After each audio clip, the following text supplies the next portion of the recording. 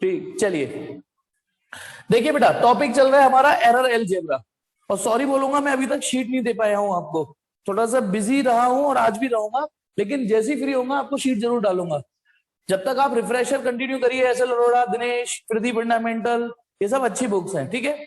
तो चलिए, what I am going to, अच्छा अब एक और विकेट गिर गया, मात्र 5 रह गए। चलिए तो देखिए बेटा, एरर अलजेब्रा में एक बड़ा कंफ्यूजन है, एरर अलजेब्रा में एक बहुत बड़ा कंफ्यूजन है। चलिए मुझे आप एक्सप्लेन करिएगा कि जैसे मैं आपसे यूं कहता हूं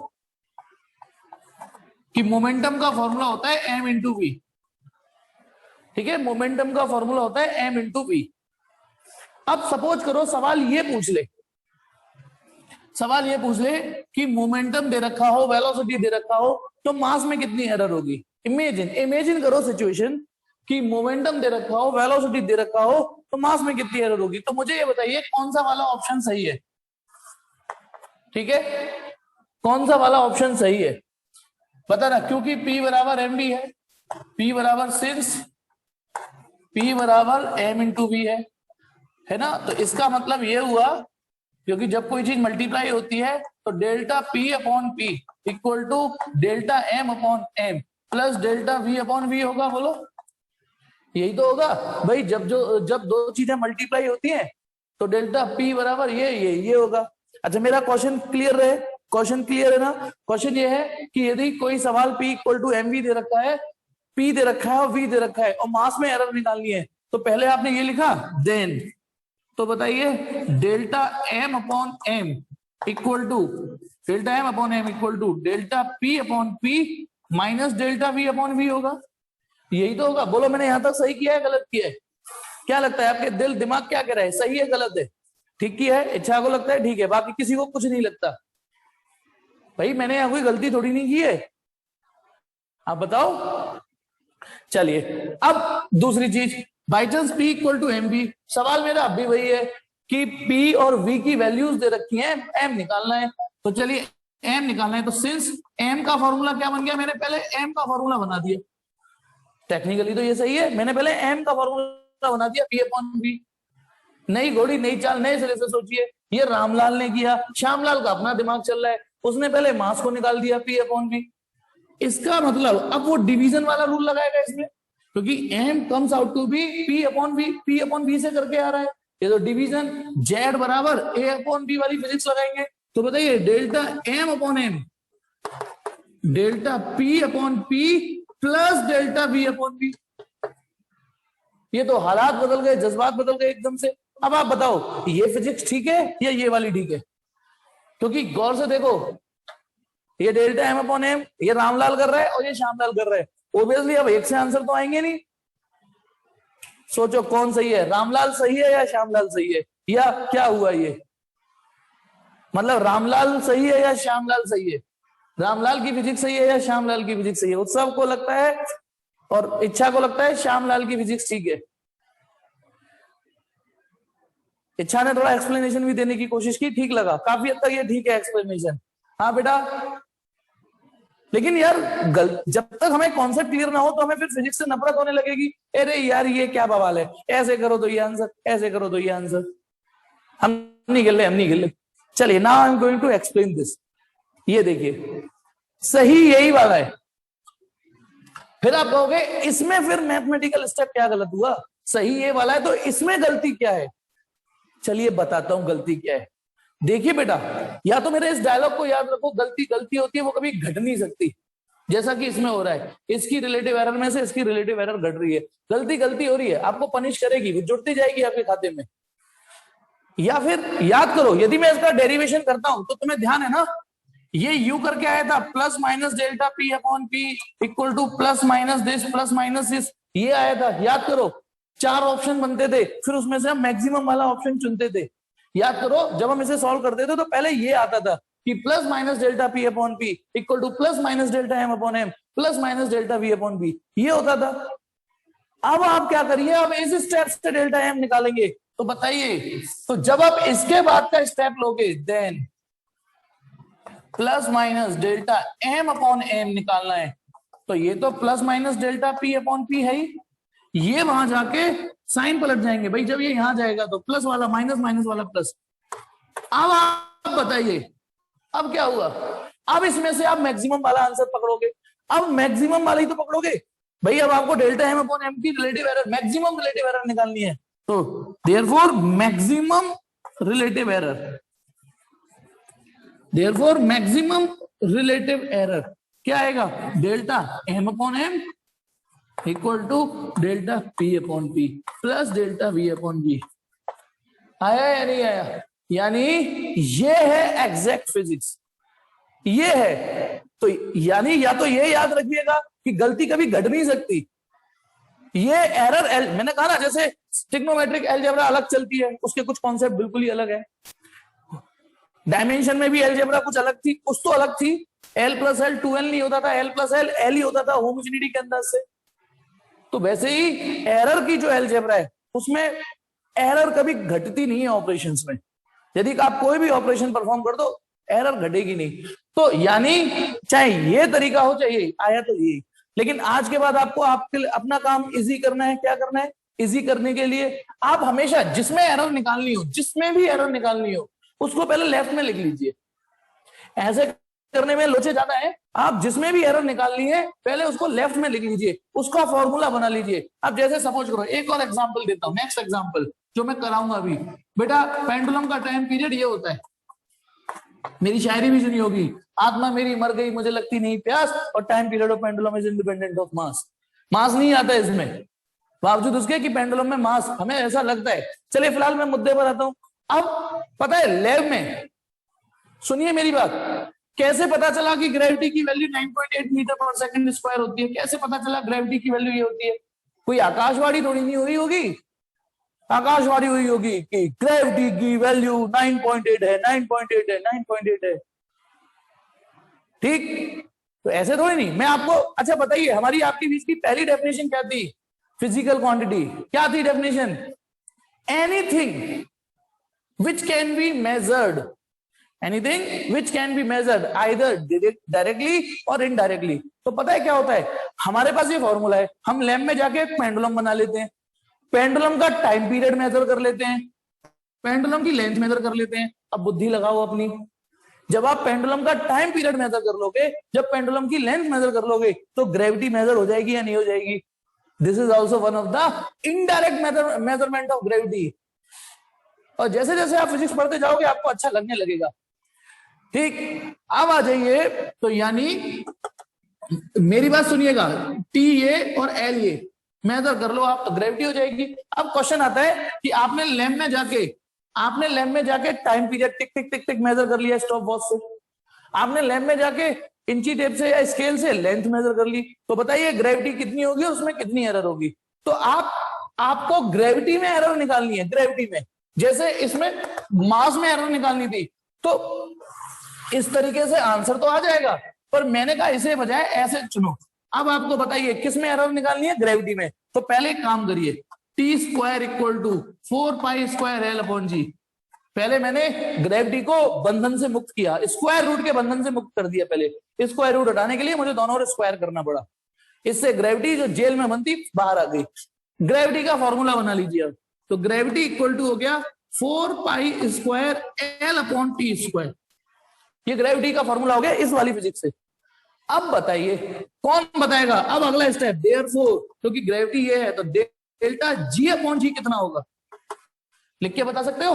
तो देखिए मैं ही मदद कर देता हूं, 4 में और पाई स्क्वायर में तो कोई एरर होगी नहीं। Delta L upon L plus 2 delta T upon T. कल से परसों से यही तो लिखना सिखा रहा हूं मैं आपको, कल और परसों से यही तो लिखना सिखा रहा हूं। बताइए इसके बाद ये फॉर्मूला समझ में आ गया या नहीं आ गया? इसके बाद ये फिजिक्स समझ में आ गई या नहीं आ गई? जल्दी बोलो, जल्दी से। पहले ग्रेविटी का फॉर्मूला बना लीजिए, तमीज से, आराम से, भसड़ नहीं होगी इसमें। इस टाइप से में ना भसड़ हो जाती है। उसके बाद आप तो जानते हो फिर कि रिलेटिव एरर को कैसे मैनेज करते हैं। तो चलिए बेटा तैयार हो जाइए एनसीईआरटी के एक सवाल के लिए। एनसीईआरटी का एक सवाल जो मैंने होमवर्क में भी दिए थे। चलिए, हो सकता है आपने किए भी हो, लेकिन चलिए किया अच्छी बात, नहीं तो मैं करा भी रहा हूं। ओके, मेरी एनसीईआरटी की धज्जियां उड़ चुकी है, लंका लग चुकी है, तो थोड़ा सा टाइम दीजिए मुझे। क्वेश्चन है हमारा एनसीईआरटी का, इसका स्क्रीनशॉट लेना है, स्क्रीनशॉट लीजिए बेटा। स्क्रीनशॉट ले लीजिए कि यदि ये आपके साथ गड़बड़ होती है तो आपको ऐसे तो बेटा क्वेश्चन नंबर 12 है, स्क्रीनशॉट ले लिया होगा पेज 27 पर, पेज 27, ठीक है। तो पहले उसको कराता हूं मैं, इसी पर बेस्ड क्वेश्चन है, इंपॉर्टेंट क्वेश्चन है बेटा,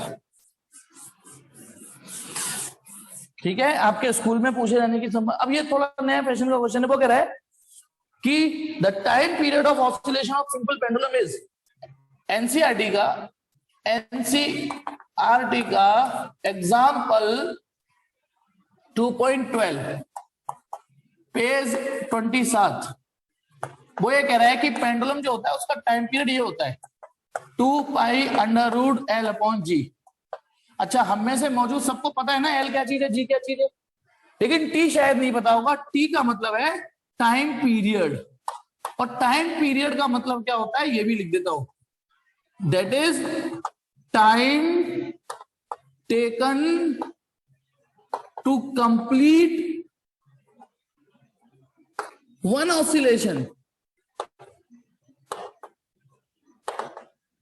time taken to complete one oscillation. याद रखिएगा, इस टी का मतलब होता है एक ऑसिलेशन में लगने वाला समय। ऐसे तो तुम टाइम 10, 20, 30 कुछ भी रख दोगे, इसका मतलब है कि एक ऑक्सीडेशन कंप्लीट होने में कितना टाइम लगा वो रखना होता है।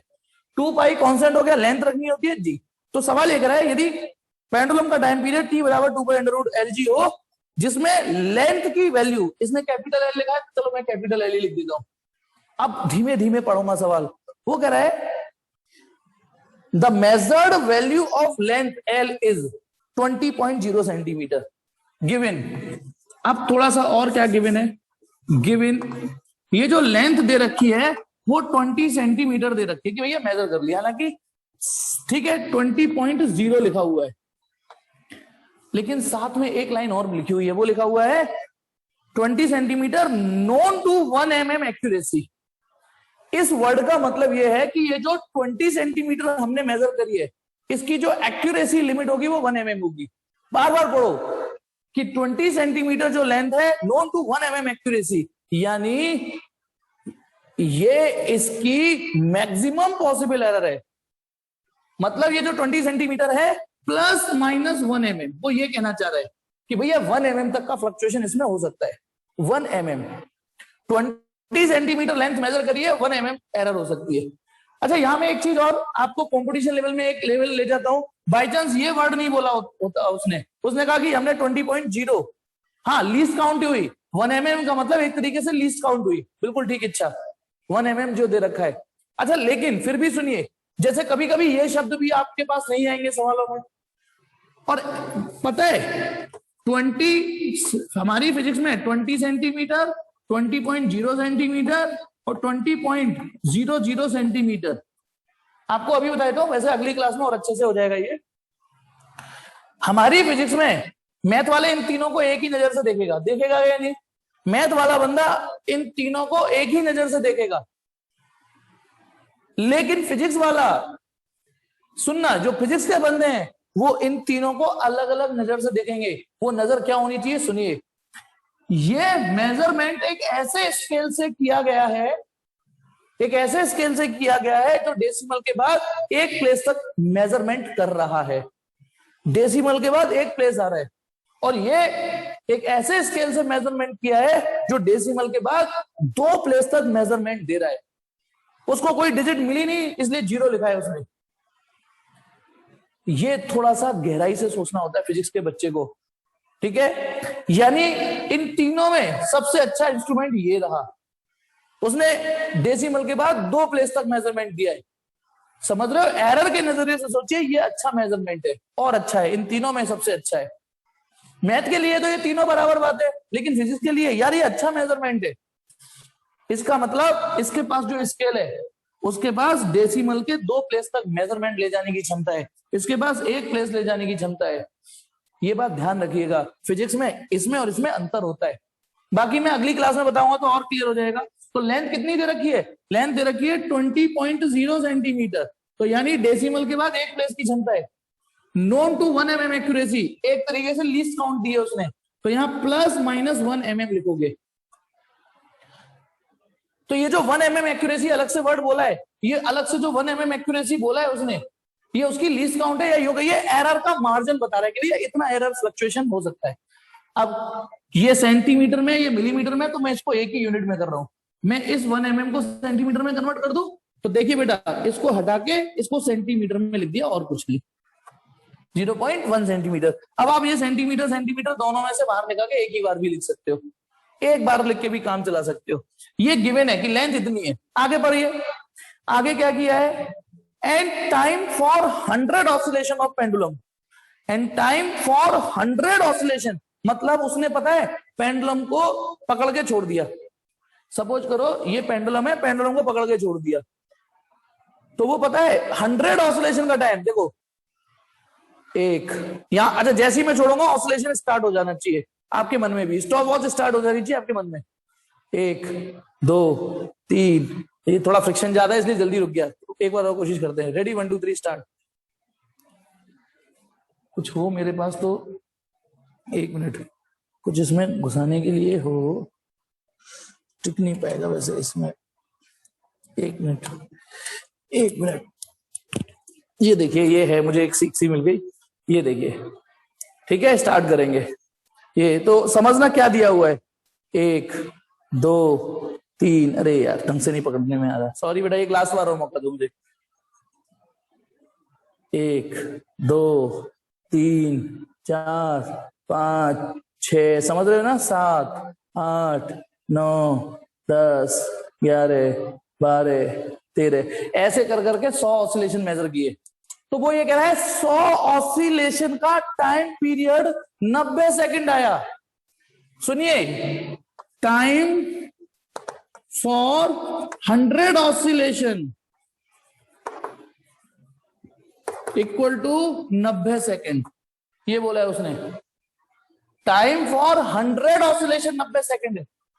हमने 90 मतलब जब ये मेजर किया स्टॉप वॉच में देखा, जैसे 100 ऑसिलेशन हुए हमने देखा 90 सेकंड हो गए, लेकिन आगे एक लाइन और लिखी हुई है, अब ये जो 90 सेकंड मेजर किए हैं जिस स्टॉप वॉच से मेजर किया होगा उसकी भी तो कोई लीस्ट काउंट होगी। तो 90 second using a wrist watch, एक रिस्ट वॉच से मेजर किया है, और जनरली सब जानते हैं wrist watch of 1 second resolution. बेटा लीस्ट काउंट का एक और नाम होता है रिजोल्यूशन। एक ऐसी रिस्ट वॉच से मेजर किया है जिसका रिजोल्यूशन 1 सेकंड है। अब आप बताइए, जल्दी बताइए, इस 1 सेकंड का क्या मतलब है? इसका मतलब यह है कि ये जो 90 सेकंड हमने मेजर किए हैं इसमें प्लस माइनस 1 सेकंड का एरर रहेगा। ये जो 90 सेकंड हमने मेजर किए हैं, 90 सेकंड जो मेजर किए हैं, इसमें प्लस माइनस 1 सेकंड की एरर हो सकती है, ठीक है। इसको अब मुझे बताइए, टाइम फॉर 100 ऑसिलेशन, क्या ये कैपिटल टी की वैल्यू है क्या? क्या ये कैपिटल टी की वैल्यू है क्या? ये बताओ। ये कैपिटल टी की वैल्यू नहीं है, क्योंकि कैपिटल टी का मतलब है एक ऑसिलेशन का टाइम। कैपिटल टी का मतलब है, देखो क्या लिख रहा है, time period, time taken to complete 1 oscillation. पर ये तो 100 ऑसिलेशन का टाइम है, तो इसलिए मैं इसको कोई नया नाम टी दे देता हूं, स्मॉल टी। इसको स्मॉल टी दे दिया नाम। समझ रहे हो ना मेरी बात? ये कैपिटल टी की वैल्यू नहीं है, ये स्मॉल टी की वैल्यू है। अब मुझे एक बात बताइए, टाइम फॉर 100 ऑसिलेशन ये होगा, ठीक है। तो अब देखिए एक चीज, since time for 100 oscillation, time for 100 oscillation कितना लगा है? टी। तो इसीलिए टाइम फॉर 1 ऑसिलेशन कितना लगेगा बताओ? यदि 100 ऑसिलेशन में इतना टाइम लगा है, 100 ऑसिलेशन में इतना टाइम लगा है, ठीक। अपना माइक धीमे कर ले बेटा, वो जो वॉल्यूम है, ठीक। तो बताइए, यदि टाइम फॉर 100 ऑसिलेशन टी है, तो टाइम फॉर 1 ऑसिलेशन कितना हो जाएगा? T upon 100। सिंपल है या नहीं? यदि टाइम फॉर 100 ऑसिलेशन यदि टी है, तो टाइम फॉर 1 ऑसिलेशन आपको डिवाइडेड बाय 100 करना है बस। तो ये अब बताना, ये जो टाइम है यही तो है ना कैपिटल टी?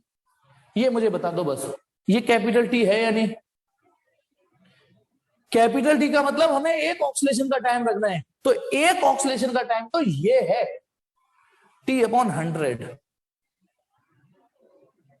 होप कि यहां तक पहले बताइए, ये लेंथ दे रखी थी, उसमें एक लैंग्वेज, मुझे लैंग्वेज भी समझानी थी, सवाल तो अब आप कर लोगे कि 20 सेंटीमीटर लेंथ थी, नोन टू 1 mm एक्यूरेसी, ठीक है।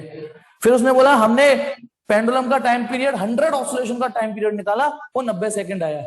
और एक ऐसी रिस्ट वॉच है जिसका रिजोल्यूशन, अब एक नया वर्ड भी यूज कर लिया, रिजोल्यूशन, यानी ±1 सेकंड। तो ये एक जनरल टाइम है टी।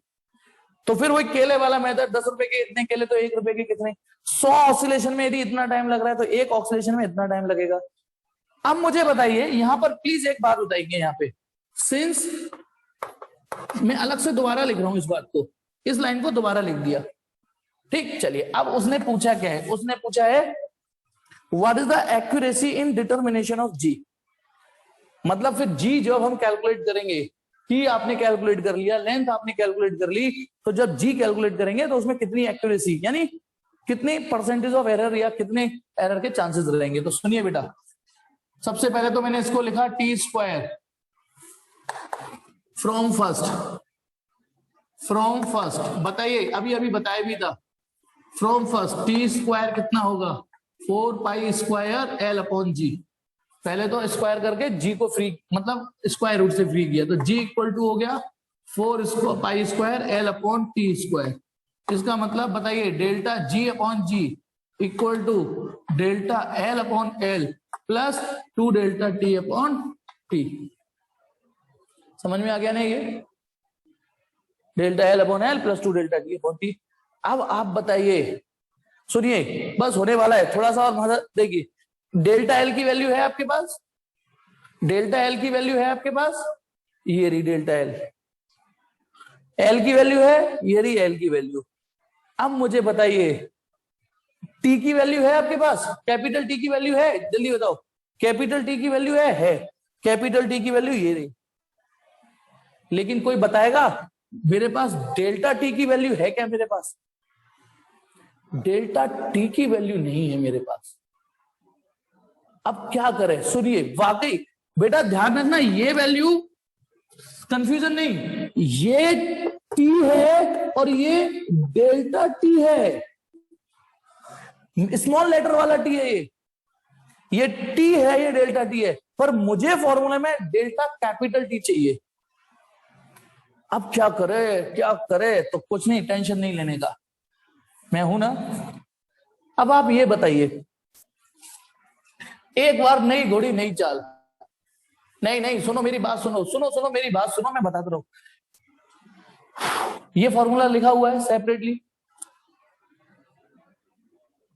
इसको अब एक नई घोड़ी नई चाल, एक नया सवाल मानिए, भूल जाओ कि कोई सवाल है, बताना यदि T equal to this upon this है तो बताइए डेल्टा, इसमें रिलेटिव एरर निकालू तो delta T upon T equal to delta small T upon small T. 100 तो वैसे भी नहीं लिखोगे रिलेटिव एरर में।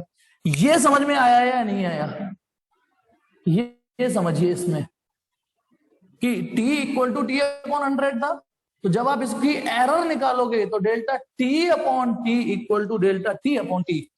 100 नहीं आएगा ना, जैसे 4 पाई, जैसे उसमें रिलेटिव एरर निकली तो 4 और पाई स्क्वायर नहीं आया, तो जैसे जब आप एक नई घोड़ी नया सवाल तो delta T upon T equal to this. इसका मतलब ये हुआ कि हमारे पास इसकी वैल्यू नहीं है, लेकिन हमें कौन सा ये रखना है, हमें तो ये पूरा रखना है ना। तो हम इस पूरे को, सुनिए अगला step, delta G upon G equal to delta L upon L plus ये वाला 2, इस डेल्टा टी अपॉन टी को ये रख सकते हैं,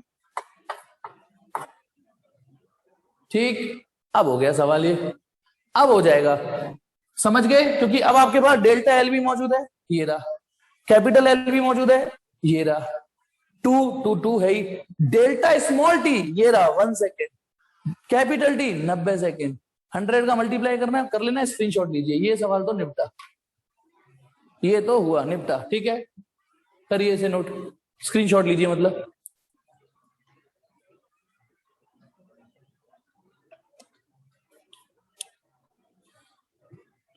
यूनिक था ये सवाल अपने आप में, इसमें एक तो शब्दों की बसर समझानी थी, नए नए शब्द फेंक के मारे थे, एक्यूरेसी, रिजोल्यूशन, वो समझाने थे, और दूसरा जब हम कुछ इस टाइप के सवालों में फंसते हैं तो फिर ये भी मंत्र काम में आ सकता है, जो कि इसमें आया। चलिए आगे बढ़ते हैं। अब जैसे मैंने आपको सवाल देता हूं, अब बेटा अब आपका काम है ना, और सुनो बेटा दूसरी मीटिंग ज्वाइन नहीं करनी है ना, दूसरी मीटिंग ज्वाइन नहीं करनी, कल नेक्स्ट क्लास में फिर अगला टॉपिक पढ़ाऊंगा। अब मैं सवाल दे रहा हूं, आप करेंगे, मैं सवाल दूंगा और आप करेंगे, ठीक है। अब हम न्यूमेरिकल वैल्यू वाले सवाल, यानी कैलकुलेटर हो आपके पास तो ऑन कर लीजिए कैलकुलेटर। मैं बेटा वैसे कैलकुलेटर के बहुत सख्त सपोर्ट में हूं।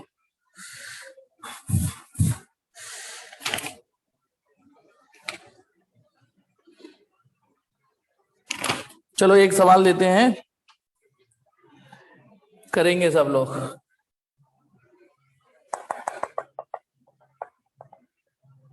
देखिए हमको एक सवाल दे रखा है जिसमें लेंथ की वैल्यू दे रखी है 5.7 प्लस माइनस 0.1 सेंटीमीटर लेंथ, और ब्रेथ दे रखी है कंघी ब्रेथ, हाँ ये शायद 3.4 प्लस माइनस 0.2 सेंटीमीटर लेंथ और ब्रेथ दे रखी है।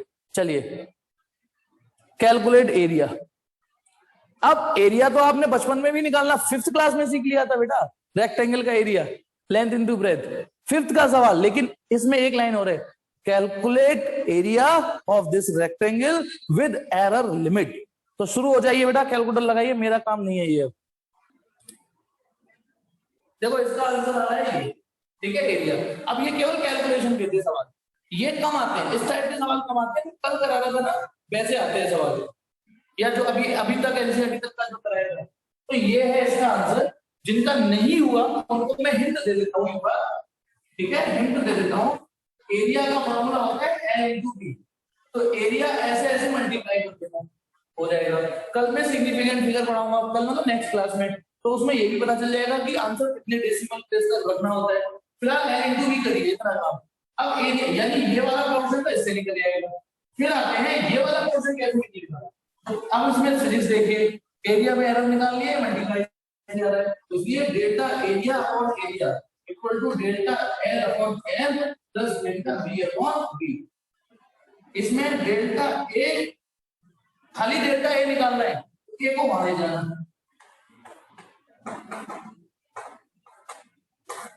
समझ गए नहीं, खाली ए निकालना है, sorry delta A, absolute error निकालनी है तो सिर्फ एब्सोल्यूट एरर, ठीक है ना। उसने पूछा भी था एरर लिमिट बतानी, तो और यदि हम इसको इधर नहीं ले जाते, इधर ही करते हैं, 200 का मल्टीप्लाई कर देना तो फिर परसेंटेज एरर बन जाती है। बस इतना होता है। यदि हम इसको इधर नहीं ले जाना चाहते तो 100 का मल्टीप्लाई करो, हानि खत्म करो, या फिर इसको इधर ले जाओगे एब्सोल्यूट एरर बन जाएगी, ठीक। अच्छा इसमें एक कार्यस्थानी और कर सकते हो, उसमें थोड़ा कम कैलकुलेशन करनी पड़ेगी, बताओ क्या वो ट्रिक बता देता हूं। वो जहां लग जाए वहां लगा दीजिए, delta L upon L plus delta B upon B. देखो उस समय तो आपके हाथ में कैलकुलेटर होगा नहीं, अभी तो आप कैसे भी करो, इस एरिया को वापस एल इंटू बी लिख दो, और इस एल इंटू बी को जब आप अंदर मल्टीप्लाई करोगे तो डेल्टा ए इक्वल टू क्या आएगा, जब इसको एल से एल कट जाएगा तो B delta L plus L delta B. बेटा डिवाइड करने से अच्छा मल्टीप्लाई करना फिर भी सही होता है, मानना तो पड़ेगा। इस वाली कैलकुलेशन में, इस वाली में आपको डिवाइड ज्यादा करना पड़ेगा, डिवाइड, इसमें से मल्टीप्लाई मल्टीप्लाई को प्लस कर देना। तो बताइए b की वैल्यू कितनी है, b की वैल्यू है 3.4 और डेल्टा l की वैल्यू 0.1 प्लस l की वैल्यू है 5.7 और उसकी वैल्यू है 0.2, तो ये 0.1 का मल्टीप्लाई होकर 0.34 हो गया, ये 57 7 3 14 14 1 5 10 11 1 2 है ना, ये हो गया। तो गड़बड़ हो गई मुझसे, नहीं 1 2 1 2 यहाँ आएगा, यहाँ आएगा। अब इसको जोड़ दीजिए बेटा, तो जब इसे जोड़ोगे 4 4 3 4 1, ये आ रहा है ना कैलकुलेशन आसान। ऐसी शानदार ट्रिक और शानदार अंदाज है पढ़ने के लिए। लाइक ठोक के लाइक शेयर सब्सक्राइब करिए इस चैनल को। आज के लिए बेटा इतना ही, आज के समाचार समाप्त हुए। Thank you very much, bye बेटा। आपको कोई डाउट